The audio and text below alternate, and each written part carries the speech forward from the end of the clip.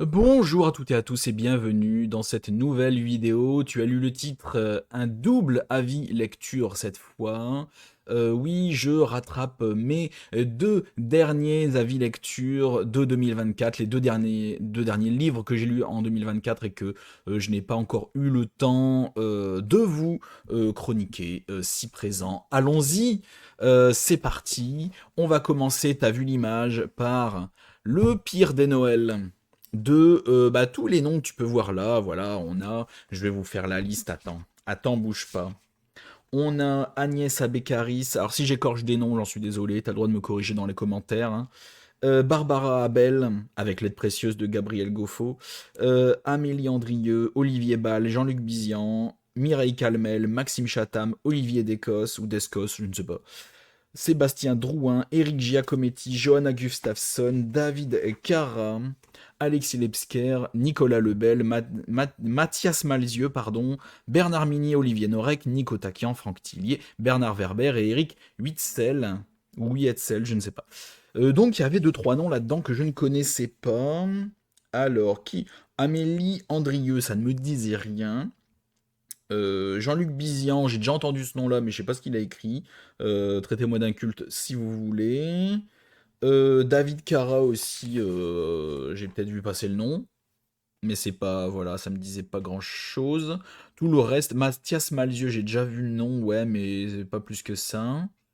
Eric Witzel aussi, alors traitez-moi d'un culte, ils ont fait des dingueries. Dites-moi en commentaire, oui, mais il a écrit des folies, leurs romans, c'est ça, ça, ça et ça, faut absolument que tu les lises. Tu me fais toutes les recommandations que tu veux de tous ces auteurs que je ne connaissais pas dans les commentaires. Bon, on peut pas tout connaître, hein. Je connaissais 90% des auteurs qui sont là, c'est déjà pas mal. Donc, alors déjà, rien que l'achat de ce livre, ça soutient le rire médecin. Donc c'est une bonne action que de l'acheter neuf. Ne l'achetez pas d'occasion les enfants, il m'a coûté 7 euros. D'accord. Faites un effort, achetez le neuf, ça soutient le rire médecin. Voilà. Si jamais on peut encore le trouver, vu que c'est plus Noël, je sais pas s'il est encore dans les rayons. J'ose espérer que oui. Que penser donc de ça? Eh bien, je suis mitigé. Je suis mitigé parce que c'est censé être plutôt des histoires de polar, thriller, de Noël. Est-ce que c'est le cas? Pas vraiment, dans le sens où moi, quand on me dit histoire de Noël, j'entends l'histoire joue vraiment avec Noël. Noël, c'est le centre vraiment de l'intrigue, tu vois. Et pas seulement ça se passe au moment de Noël. Erreur qu'on fait quasiment tous ces auteurs-ci. C'est ça se passe au moment de Noël. Quasiment tous. Et c'est des histoires, ben, sont pas mauvaises en soi. Il y en a des mauvaises. Enfin, il y en a que moi, enfin, quand je dis elles sont mauvaises, c'est mon avis. Attention, viens pas m'épaler dans les commentaires encore une fois. Ouais, mais tu dis que c'est mauvais, tu n'as pas le droit de juger. Si, alors déjà, chacun juge à sa façon. Et ce n'est que mon avis, hein, voilà. Voilà. Je suis juge que de. Voilà. Je suis mon propre juge. Je me donne. C'est mon propre avis, c'est tout. Voilà. Et voilà, je préfère le dire parce qu'on sait jamais, il y a toujours des gamins, des fois, dans les commentaires qui comprennent pas ça, hein, voilà. Et qui sont ben pas fous quoi. Il y a des trucs c'est pas fou et ça exploite pas Noël. Il y a des trucs ça exploite pas Noël mais c'était sympa à lire quand même, c'était bien. Et il y en a une ou deux bon ça exploitait vraiment Noël mais c'était pas non plus c'était pas fou. Et il y a des pépites. Ah il y a des pépites. Il y en avait des biens qui exploitaient Noël à fond, qui prenaient un angle de Noël et qu'il exploitait à balle dans l'intrigue et c'était génial. Il y en a des géniales dedans, mais il y en a pas beaucoup. Par exemple, celle que j'ai vraiment le moins bien aimée, c'est la première d'Agnès Abécaris. J'ai pas aimé du tout, du tout, du tout. Ah, franchement, ça a même limite. J'ai pas que j'ai failli abandonner, mais j'ai fini cette première nouvelle. J'étais en mode, mais ok, s'ils sont toutes comme ça, moi je vais pas le lire ce livre en fait.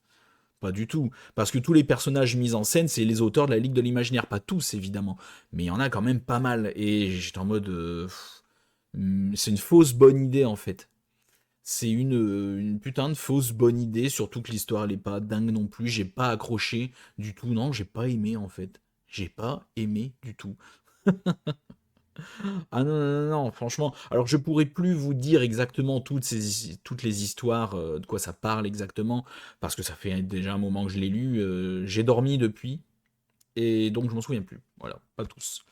Donc j'ai pas tout relaté, toutes les nouvelles une par une. Une de mes préférées, c'est celui d'Olivier Ball. Alors là, giga bonne surprise, c'était génial. Une idée qui exploite Noël à fond de balle, c'est hyper dark, c'est hyper noir, j'ai adoré celle-là. Puzzle de Jean-Luc Bizian, ça exploite vaguement le Père Noël. J'ai pas non plus trop aimé, mais au moins ça a le mérite d'exploiter Noël. Celle de Mireille Calmel, si je dis pas de bêtises, parce que heureusement que je prends des notes, hein, des fois quand je lis, hein, surtout quand c'est des nouvelles. Euh, Ça exploite Noël, vite fait. J'ai trouvé l'écriture. Alors, c'est la première fois que je lisais du Mireille Calmel, hein. Je sais ce qu'a écrit Mireille Calmel, mais je trouvais l'écriture quand même assez alambiquée. Enfin, c'est son style d'écriture qui me convient pas. C'est très, je vais dire poussiéreux, mais très moyenâgeux. Tu sens qu'elle écrit à l'époque. Tu sens que elle exploite beaucoup un vocabulaire un peu d'antan, tu vois. Moi, j'ai plein de notifs sur mon téléphone, ça casse les pieds. Et donc ouais, j'ai pas accroché à son style d'écriture, ce qui fait que j'ai eu du mal à lire sa nouvelle, du coup j'ai eu du mal à accrocher. C'était pas inintéressant, c'était plutôt sympa comme histoire, très historique, très à l'ancienne. Ça ravira les fans de Mireille Calmel ou ceux qui aiment le genre, mais moi j'ai pas accroché plus que ça. Et là, attention, je vais dire du bien de Maxime Chatham. Voilà, comme quoi, ça arrive. Pour ceux qui pensent que je n'aime pas Chatham, c'est faux. J'aime beaucoup Maxime Chatham. C'est pour ça que je m'énerve à chaque fois dans mes vidéos où je parle de lui. Voilà, c'est parce que je suis tellement passionné que quand il écrit un truc que j'aime pas, ça m'énerve. Et donc voilà. Mais la nouvelle de Chatham, Santa Claus, elle était au top. Elle était au top. C'est du Chatham. J'ai même écrit dans mes notes du Chatham comme je veux en voir tout le temps. Noël est parfaitement utilisé, c'est noir hein, comme il faut. Je me souviens plus de cette histoire. Heureusement que j'ai pris des notes. Je peux même plus vous dire de quoi ça parle, je m'en souviens plus.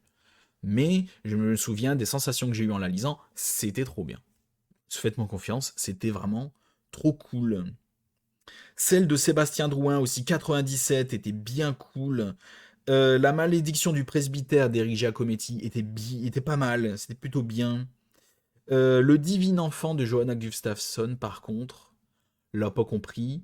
C'est peut-être moi qui suis bête. Encore une fois, c'est possible que je sois idiot. Je n'exclus jamais cette possibilité, sauf dans de rares cas. Hein. Je me souviens d'une vidéo où j'avais dit, d'ailleurs, je me suis fait lyncher par une personne qui. Je me suis fait insulter par une ou deux personnes à avoir dit ça. J'ai dit, je peux pas croire que ce soit moi qui soit trop con. Mon Dieu, je me suis fait insulter. Sur cette vidéo-là, alors que je disais ça pour déconner. Il y a des gens au premier degré, hein, ça fait peur quand même. Et là, mais celle-là, j'ai l'a pas compris. Celle de Johanna Gustafsson, j'étais en mode, d'accord, bon, c'est pas grave. Hein, Noël dans le cosmos de David Carra, bah alors, s'il y a bien une nouvelle qui ne m'a pas convaincu de lire du David Carra, c'est celle-là. J'en suis désolé d'ailleurs hein, pour lui. Si jamais il a écrit des super trucs, dites-le moi. Vous avez le droit de me faire une liste de livres dans les commentaires, j'en tiendrai peut-être compte. C'est pareil, Alexis Lebsker, Le vieil homme devant la fenêtre. J'adore Alexis Lebsker, hein, mais là, ça l'a pas fait. J'ai pas compris. Je pense qu'il y a des concepts. Il y a des concepts là-dedans. Des fois, il y a des concepts et soit t'accroches et ton cerveau part dans le cosmos et c'est génial, ou soit t'es peut-être un peu trop terre à terre comme moi et ça passe pas quoi. C'est Santa et associé détective privé par celle d'Olivier Norek. Ah, c'était génial aussi. Ah, c'était bien. Ah, il y en a, ça confirme. Olivier Ball, par contre, j'ai pas non plus trop lu, mais c'est un auteur sur lequel j'avais énormément de très bons a priori. Attends, faut que je fasse le vrai influenceur littéraire. Faut que je garde le livre comme ça. Faut que je fasse semblant d'être quelqu'un de qualité. Voilà. J'ai pas le réflexe de garder les livres là. Pourtant, il le faut. Il le faut. Oui, oui. Olivier Ball, franchement, très bonne surprise. Quoi. J'avais déjà un très bon a priori en voyant ses livres. Mais là, franchement, top. Je disais Olivier Norek. Super, quoi. Franchement, très bien. Pourtant, Norek, moi, là, c'est pas une grande histoire d'amour. Mais là, ça l'a fait à mort. Tillier. Bon, comme d'hab, Tillier, c'est cool. Tillier, ça écrit bien. Tillier, c'est efficace. Tillier, ça fait de bonnes histoires, qu'on aime. Les Robinson de l'amour. Ah ouais, celle de Bernard Werber. Alors, j'aimais déjà pas Bernard Werber. Parce que chez moi, voilà, le boulard en général des gens, ça passe rarement chez moi. Donc Bernard Werber, ça passe pas trop. Mais donc celle de Bernard Werber, j'ai trouvé prévisible. Celle-là, je m'en souviens par contre. Ah, j'en souviens, elle m'a marqué. Tellement j'ai pas aimé, ça m'a marqué. Hyper prévisible, répétitif. Aucun rapport avec Noël. Rien. De... Rien du tout. Il n'y a pas de rapport avec Noël. Euh, Juste que tu as une aventure d'un an qui commence le 24 et qui finit le 24 de l'année d'après. C'est tout. Sinon, à Noël, que pouic. Mais j'ai pas aimé être prévisible en plus, ouais, non. Et le Noël de Manuel d'Éric Witzel, ouais, bof. Voilà, j'ai pas tout non plus cité. Celle de Barbara Bell, voilà. En fait, le truc, c'est qu'il y en a beaucoup. L'histoire se passe au moment de Noël, euh, mais c'est tout. Et l'intrigue, l'histoire n'a aucun rapport avec Noël. Genre, t'enlèves Noël de l'équation, l'histoire ne change pas. Ça pourrait se passer le 1er avril ou le 31 janvier, ce serait pareil. Ça changerait rien. Et je trouve ça extrêmement dommageable, en fait. Parce qu'il y a des histoires intéressantes, mais moi je les juge par rapport à Noël. Enfin, je les juge. Je les ai prises, je les ai lues, je les ai intégrées dans le sens où ça se passe à Noël. Pour moi, il fallait que Noël rentre en ligne de compte et soit important. Bah, en fait, il y a très peu d'histoires où c'est le cas. C'est dommage. C'est dommage. Mais rien que pour soutenir le rire médecin, vous pouvez l'acheter en neuf. Ça fait une bonne action et vous accrocherez certainement plus que moi, parce que vous êtes certainement moins râleur que moi sur vos lectures. Alors maintenant, faisons disparaître ça, et la magie fait que ça va apparaître. Les morts ont la parole de Philippe Boxeau. Philippe Boxeau qui est passé il y a quelques mois à la FNAC de ma ville. Enfin de ma ville, pas loin de chez moi. Donc je suis allé le voir, j'ai pris Les morts ont la parole et ensuite son deuxième, Entretien avec un cadavre. Et j'ai la dédicace, les enfants. Vous êtes jaloux, mais je sais que vous êtes jaloux, vous êtes forcément jaloux. À moins que vous l'ayez aussi. Hein. Mais c'est trop bien, il m'a écrit pour te. Bon, je vais dire mon nom, de toute façon, je m'appelle Thomas, je m'appelle pas Alistair, arrêtez de m'appeler Alistair, hein, c'est très gentil, mais je m'appelle Thomas. Pour Thomas, bon amusement avec mes histoires. Philippe Boxeau, c'était trop bien. Moi j'aime beaucoup parce que déjà c'est un format que j'aime bien.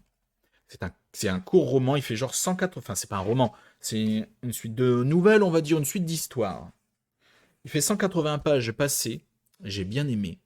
J'ai bien aimé, mais j'ai quand même des petits trucs à dire. C'est pas une histoire que je peux juger. Donc j'ai beaucoup aimé. Évidemment, c'était trop cool. Parce que voilà, je fais partie de ce genre de maso qui adore ce genre d'histoire glauque et creepy. Sur Netflix, je me fais tous les documentaires sur les tueurs en série et sur les tarés. Voilà, j'ai regardé celui sur l'affaire Grégory, par exemple, le documentaire Netflix, je vous le conseille, il est génial. C'est le genre de truc que moi j'adore, ça me fascine. Dahmer, tout ça. Alors, je ne voue pas de culte aux tueurs, mais disons que c'est des choses qui... Voilà, j'aime bien. J'aime bien. Je ne fais pas partie des tarés qui voient un culte à Dahmer juste après la série, pas du tout. Mais c'est des trucs que j'aime bien regarder, c'est un peu fascinant. Les procédés, la psychologie et tout. Non, moi ça me parle, j'aime bien. J'ai recommencé, j'ai découvert, pardon, je vais trouver le bon mot, hein, Philippe Boxeau, j'ai découvert Philippe Boxeau avec l'interview de Guillaume Play, évidemment, comme un peu tout le monde. Euh, et j'ai trouvé ça très vite fascinant. Et donc, dès je l'ai vu en dédicace, j'ai foncé, je l'ai acheté. Faites gaffe parce qu'il coûte 20 balles quand même. Hein. Petit bouquin de 180 pages, machin, vous pensez l'acheter pour 12 ou 13 euros en neuf? Détrompez-vous, il coûte 20 euros. Hein. C'est marqué, en plus c'est 19,90. Hein, tu vois, voilà. L'arrachage de cul est quand même bien violent. Il faut le vouloir, il faut aimer. Euh, En fait, j'allais dire le problème avec ce roman, c'est que si vous avez déjà vu les interviews de Guillaume Play avec Philippe Boxeau, vous avez déjà quasiment lu tout le livre. Et je trouve ça extrêmement dommage, parce que la première moitié, une bonne première moitié du roman, c'est toutes les histoires qu'il a racontées à Guillaume Play. Et c'est le problème. Après, voilà, en le lisant, voilà, quand on a le livre dans les mains, quand on lit, voilà, le texte de Philippe Boxeau, c'est pas pareil, évidemment. Il y a beaucoup plus de détails à l'écrit. On a beaucoup plus le temps d'intégrer les informations quand on est posé avec le livre, certes. Mais, j'ai rien appris de plus concrètement que ce que j'ai appris en regardant l'interview. Voilà. Donc c'est dommage. C'est dommage. Mais par contre, la deuxième moitié, mais j'ai quand même beaucoup kiffé cette première moitié. Franchement, c'était génial. Alors c'est top, hein. Euh, Après, la deuxième moitié, c'est pas tant des histoires comme ça. Parce que généralement, c'est, on va dire, allez, je vais dire nouvelle, comme ça tu comprendras. Une nouvelle, une histoire. Et autour de cette histoire, il va te raconter des anecdotes de légistes, tu vois. Il va te donner des détails, machin. Sur cette deuxième moitié, c'est plutôt l'inverse. Il va te prendre un fait qu'il a déjà vécu, qui lui est arrivé plusieurs fois, qui est revenu, rarement, mais qui est déjà revenu plusieurs fois, ou au moins une ou deux fois, et il va te dire, ah ben, il m'est arrivé ça sur telle personne. Donc du coup, c'est un peu moins prenant. Ça m'a un peu moins la deuxième moitié. Alors attention, j'ai beaucoup aimé tout le livre, mais j'ai trouvé ça un peu moins prenant, dans le sens où au début j'ai préféré, voilà, tu me racontes une histoire et tu me dis toutes les anecdotes, tout ce qui est intéressant autour. Que là, il prenait un fait et puis il racontait plusieurs trucs. C'était parfois un peu décousu. Il fallait quand même suivre un peu. C'était un peu moins prenant. Mais moi j'adore, moi je kiffe quand même ce genre de truc glauque. Je pense qu'en audio, et je crois qu'en audio c'est Philippe Boxeau lui-même qui, je vais dire qui double, mais qui lit ce truc-là, son propre livre. Donc je pense qu'en audio ça sera beaucoup plus intéressant. D'ailleurs, l'entretien avec un cadavre, je l'ai en livre, mais je me tâte sur Audible à choper le livre audio parce que j'ai deux crédits, je sais pas quoi en faire encore. Je sais pas dépenser. Pense me prendre entretien avec un cadavre, ou alors le troisième peut-être, je sais pas. Pour l'écouter en audio, parce que si c'est avec la voix de Philippe Boxeau, il raconte ses anecdotes, c'est encore mieux, tu vois, c'est mieux que les interviews de Guillaume Play. Ce qu'on peut reprocher quand même au style d'écriture, c'est que oui, c'est raconté de manière extrêmement froide, extrêmement médicale, extrêmement, voilà, pas inhumaine, mais tu vois ce que je veux dire, quoi. On peut lui reprocher ça. J'eus entendu, il n'y a pas si longtemps, quelques petites rumeurs, qui même si elles sont vraies, au final on s'en fout, que bah, ce serait pas forcément ses histoires à lui, qu'il aurait un peu piqué les histoires de certains de ses collègues à droite à gauche. Euh, je pense que non, parce que ses 10 collègues pourraient très bien l'attaquer en justice, tu vois, en mode plagiat. Tu vois, en mode tu mens, c'est pas tes histoires à toi, et encore, je suis même pas sûr de ce que je dis, tu vois. Donc, il y a des racontards autour de tout ça. Je les ai écoutés qu'à moitié. Je trouverais ça dommage si c'était vrai, mais il n'empêche que Philippe Boxo a quand même un talent d'orateur. Je veux dire, quand il parle, tu l'écoutes, c'est hyper fascinant. En plus, quand je l'ai rencontré à la Fnac, à la séance de dédicace, le mec, il est gentil, c'est la gentillesse même, quoi. Euh, il était hyper sympa quand je lui ai dit que j'écrivais aussi et tout, et que ce genre d'histoire vraie était hyper inspirant. Il m'a donné des conseils d'écriture. Alors pourtant, c'est pas un auteur en soi. Il a commencé à m'en parler. Fais plutôt comme ci, comme ça, machin. Il m'a parlé d'écriture, le mec. Je lui dis, mais le mec il est trop cool. Le mec est trop sympa. Et donc voilà. Voilà. Je conseille plus pas de le lire comme un roman d'une traite, mais voilà, c'est le genre de livre où t'es là, tu prends le livre, tu picores une histoire par-ci, par-là. C'est pas le genre de livre qu'on mange d'un seul coup. C'est le livre qui se déguste. Et je pense vous l'apprécierez plus comme ça, à mon humble avis. Voilà. Sinon, voilà, giga dinguerie, même si la deuxième moitié, j'ai un peu plus traîné des pieds. Sinon, voilà, c'était mes deux derniers avis de 2024 qui traînaient. J'ai fini mon Agatha Christie. Pourquoi pas Evans, que j'ai fini il y a plusieurs jours. J'ai commencé le téléphone carnivore de Joe Nesbo. Donc, ce sera le retour de mes vidéos La bibliographie d'Agatha. Je vais essayer de refaire des vidéos plus travaillées, de vous parler vraiment toutes les circonstances, de tout ce que je peux vous dire autour de ce livre, circonstances d'écriture, que faisait Agatha Christie dans cette ville, dans sa vie à ce moment-là. Je vais essayer vraiment. Parce qu'en fait, au début, ces vidéos-là de la bibliographie d'Agatha, c'était beaucoup plus. Voilà, j'allais dans le détail à mort. Ensuite, ça m'a saoulé, j'ai arrêté. Ça a fini en vrai juste un avis lecture classique, tu vois. Et je regrette un peu ça. J'aurais dû continuer à faire dans le détail. Mais maintenant que j'ai un peu plus d'expérience dans les vidéos, dans quoi dire dans les vidéos, je vais pouvoir faire une vidéo de la bibliographie d'Agatha aux petits oignons, avec ce qu'il faut comme détail, ce que vous voudrez savoir. Je vais pas trop en faire, mais je vais en faire quand même pas mal. Voilà. Ça promet d'être sympa. Je suis en train d'écrire cette vidéo-là, parce que ça va être le retour des vidéos écrites, en tout cas pour les bibliographies d'Agatha. Voilà. C'était le petit teaser de ce qui vous attend.